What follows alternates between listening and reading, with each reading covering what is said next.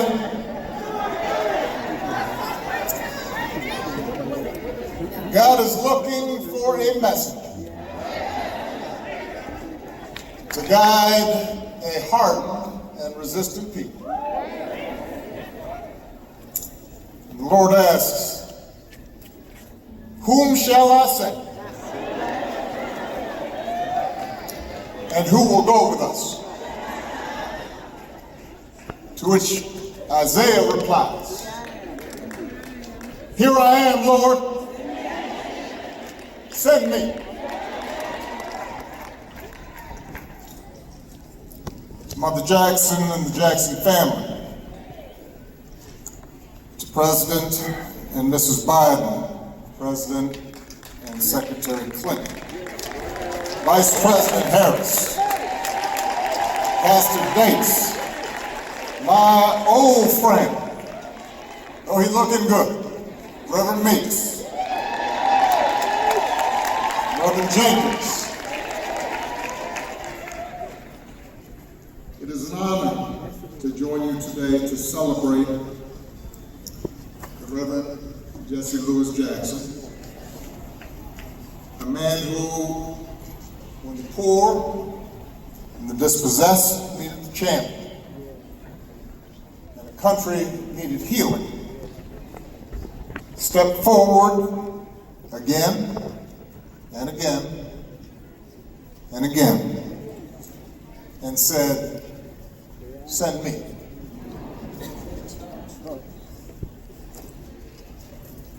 Reverend Jackson's immense gifts were apparent at an early age, even if his circumstances conspired to try to hold him back. Born out of wedlock to a teenage mom,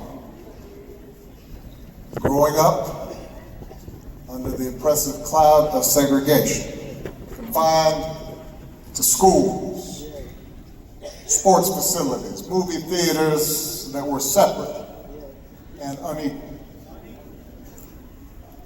It was a world where on Thanksgiving he'd have to wait for his mother to come home on the bus carrying leftovers from the dinner she had to cook for somebody else. A world designed to tell the child that he or she could only go so far. That to think otherwise would be foolish or dangerous, and that wisdom required you to accept your lot in life. Young Jesee refused to accept that verdict.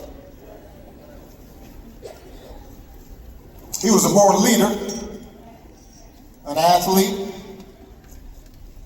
a talker, knew how to talk, star quarterback, student body president. He could have succeeded within the confines that were determined for him and had a successful life. But like so many of his generation, so many extraordinary civil rights leaders in the late 50s and 60s, that Joshua generation, he instinctively understood that individual success meant nothing unless everybody was free. For he became inspired by bus boycotts in Montgomery, led 7 black students into the whites-only library, sitting down and getting arrested for reading. Think about that. The library closed, but then it reopened. And when it did, it was open to everyone. Send me, Jesee said, even as a young man, and the world got a little bit better. By the time Reverend Jackson graduated from college, he had attended Chicago Theological Seminary. He knew the nature of his calling, and he became, as everybody knows, the youngest member of SCLC, assigned to lead Operation Breadbasket here in Chicago, right around the time that Isaiah Thomas was talking about. And it was during this period, and especially after Dr. King's death, when the optimism of the early movement had begun to fade, and leadership had begun to fracture, and when the country seemed to have grown bored, gotten weary of the idea of justice and equality, and moved on to other concerns, that Reverend Jackson rose above despair and kept that righteous flame alive. Through Operation Push, he led boycotts and challenged corporate policies around hiring and contracting, recognizing that civil rights without economic justice was an empty promise. He backed unions in their organizing efforts and activists in fair wage campaigns, understanding that if the have-nots and the have-little bits ever learn to make common cause across racial lines instead of fighting each other over breadcrumbs, everybody would benefit.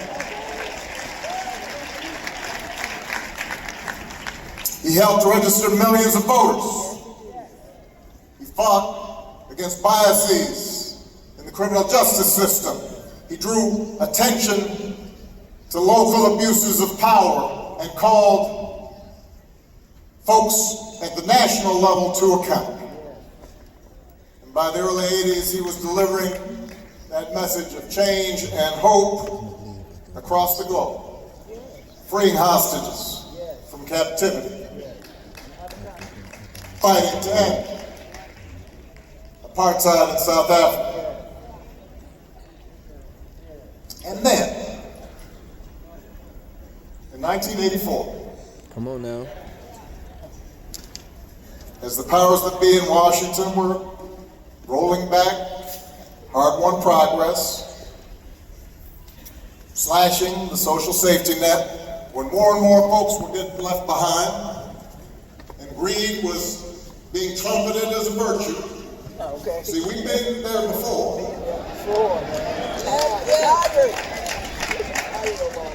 He stepped forward once again and said, "Send me." He ran for the presidency of the United States of America. I had just graduated from college during that first campaign.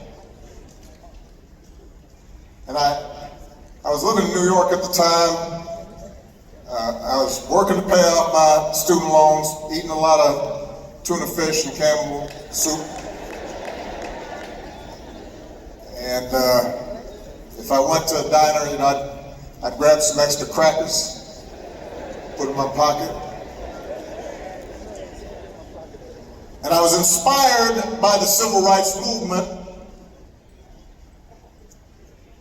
And I had in my mind to work for social justice. But even though I was full of good intentions, I was uncertain of how to serve and fighting off self-doubt. And I remember how, at the time, plenty of people, including, plenty of black folks,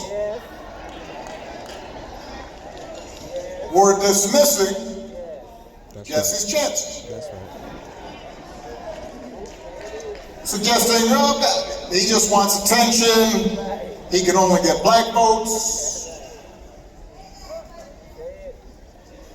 But then I remember one night, sitting in my janky apartment. I got an old black and white TV with the rabbit ears, and I'm kind of jiggering around. It's about this big. I know Young people can't imagine what the TV was back this time. And I'm watching the Democratic primary debate between him and Walter Mondale and Gary Hart. Man, he ate them up. And I remember how, when that debate was over, I turned off that TV and I thought the same thing that I know a lot of people thought that night, even if they didn't want to admit it.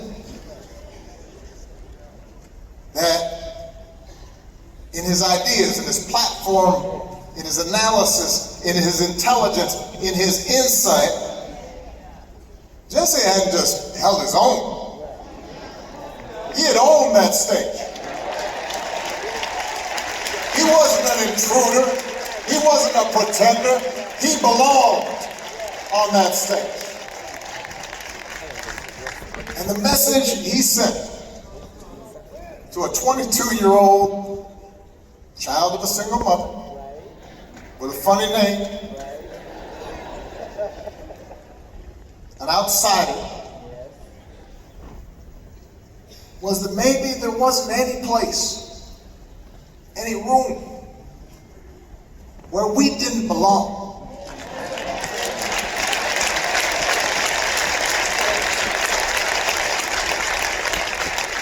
And that message of fairness and dignity, of justice and hope, that's what the Rainbow Coalition was all about. In 1984 and then again in 1988. Jesee didn't just speak to black folks, he spoke to white folks and Latinos and Asian Americans and the first Americans. He spoke to family farmers and environmentalists. He spoke to gay rights activists when nobody was talking to gay rights activists. And blue-collar workers. And he gave them the same message, that they mattered.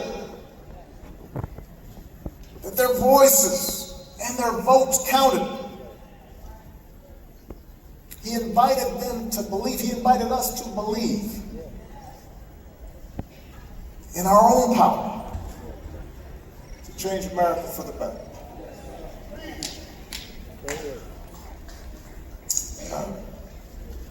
By the delegate count, Jesee's two candidacies ultimately came up short.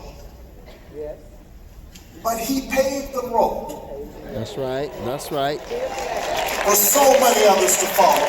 That's right. Doug Wilder became the first elected black governor. Carol Moseley Braun went to the U.S. Senate. That's right. Because of Jesee, the Democratic Party changed its rules, ending the winner-take-all distribution of delegates during presidential primaries, which meant underdogs and outsiders like Bill Clinton or Bernie Sanders could stay competitive and build momentum instead of getting knocked out early. And it was because of that path that he had laid, because of his courage, his audacity, that 2 decades later, a young black senator from Chicago South Side would even be taken seriously as a candidate for the presidential nomination.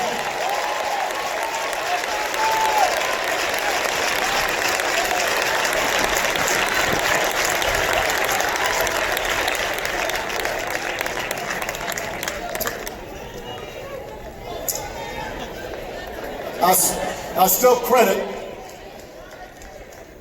that first run of Jesee's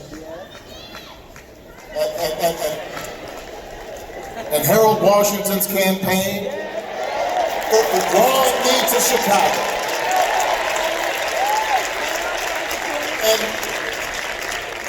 And I didn't know anybody when I first arrived. I was working as a community organizer, as it so happens, in neighborhoods right around here. Roseland, Woodlawn, Oakdale, West Pullman. And I'm meeting these young preachers like Meeks and some crazy priest named Flager.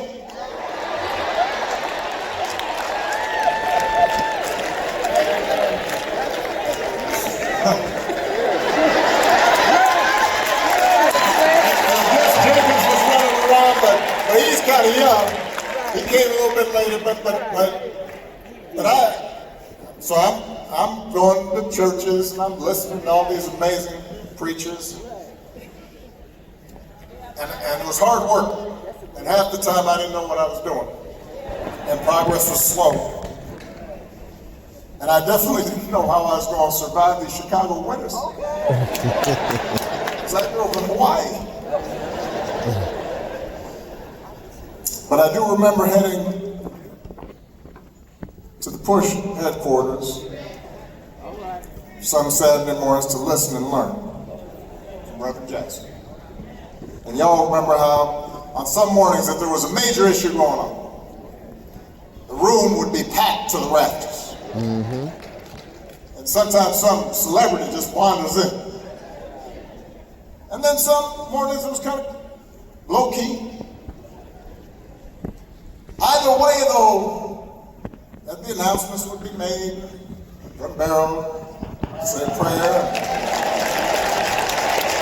and then Jesee would sit there, and finally he'd gather himself up and stand, and he'd start kind of slow, you know.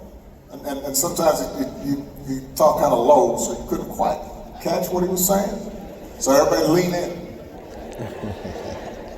And over time, it was that same boundless energy that would emerge, and that same passion and that same insight. And he'd offer you a master class in economics on a Saturday morning. And he'd give you a seminar on American history and American politics. And he'd make complicated things plain. And he'd tell stories that would make you laugh one minute and cry the next. And whether you were a bus driver, or a teacher, or a business leader, or a young organizer, you came away from those meetings with a better understanding of how the world worked, how power worked. And more importantly, he made you believe that if we came together, we could make the world work better. Now, we've been talking about Jesee telling us we are somebody. I am somebody. And he wasn't just talking to young white boys like Isaiah, though he loved them fiercely. He wasn't just talking to young black girls to help them believe, though he believed in them. He was talking about everyone who was left out, everyone who was forgotten, everyone who was unseen, everyone who was unheard. And in that sense, he was expressing the very essence of what our democracy should be. The ideals at the very heart of the American experiment.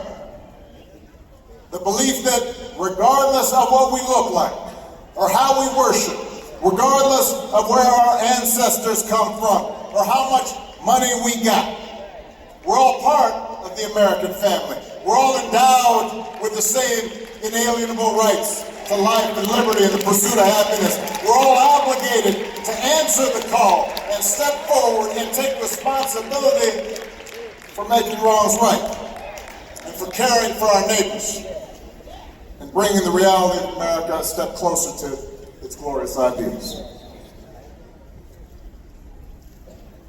And answering that call isn't always easy.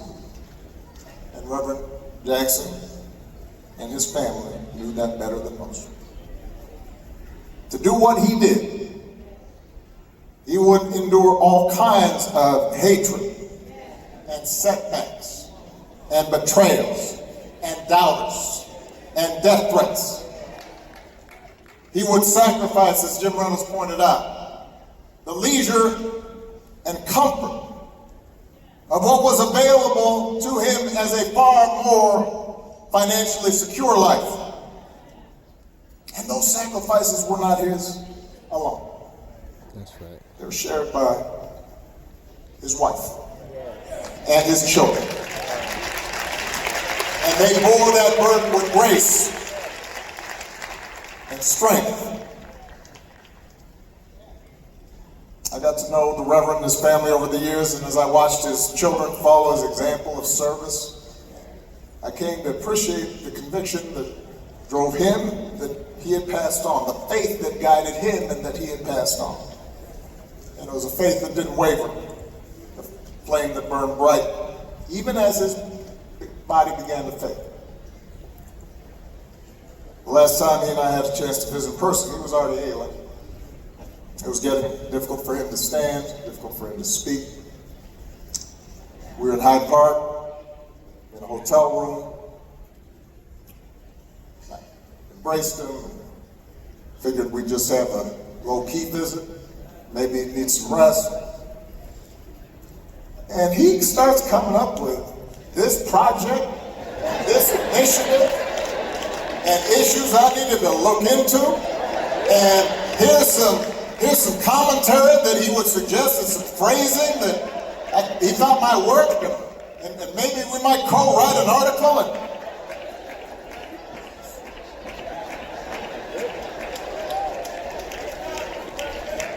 And listening to him, I couldn't help smiling. Because it took me back. And I started reminiscing with him about those Saturday mornings at Push and the breakfast that he'd host, you know, away from the full meeting. And I didn't get a chance to go to that until I was a state senator, and probably Meeks invited me. So I was like, you know, I was tagging along with Meeks. And he'd pull out a piece of paper, you know, he'd scribble some stuff. He'd start passing out assignments and pulling together working groups and asking for updates on the latest campaign. And I'll admit, let's face it, those sessions could run a little long and did not always follow Robert's Rules of Order.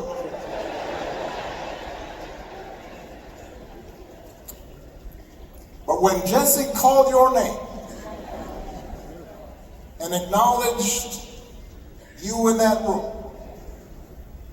especially if you were young, especially if you were just coming up, especially if you weren't sure you could pull off what you thought you might be able to do, especially when you needed help. When he did that, you stood up a little straight. Mm-hmm. You knew you'd been seen by this giant. He'd laid hands on you and let you know you had a contribution to make. And so that day, I told him how much that meant to me and how much it meant to so many lives that he impacted. And I told him thank you, because I'd always be grateful for that legacy of hope.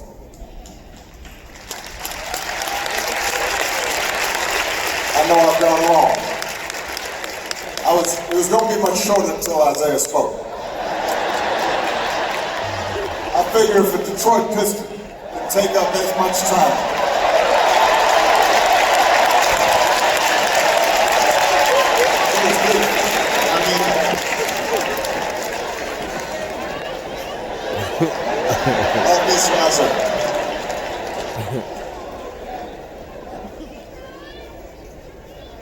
we are living in a time when it can be hard to hope.